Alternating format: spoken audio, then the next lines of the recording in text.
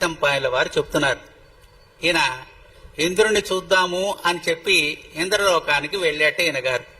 పూర్వకాలంలో ఉండేటువంటి ఋషులు మొదలైనటువంటి వాళ్ళంతా కూడా కామ్య గమనం కలిగినటువంటి వారు కనుక వారు ఎక్కడికి వెళ్ళాలన్నా అక్కడికి వెళ్లే సామర్థ్యం వాళ్ళకు ఉండేది. అప్పుడప్పుడు వాళ్ళని పరామర్శం చేసి వీళ్ళని పరామర్శం చేసి జరిగేది జరగబోయేదాన్ని సూచనప్రాయంగా చెప్పటం అనేటువంటి అంశాలు ఆ కాలంలో జరుగుతూ ఉండేవి.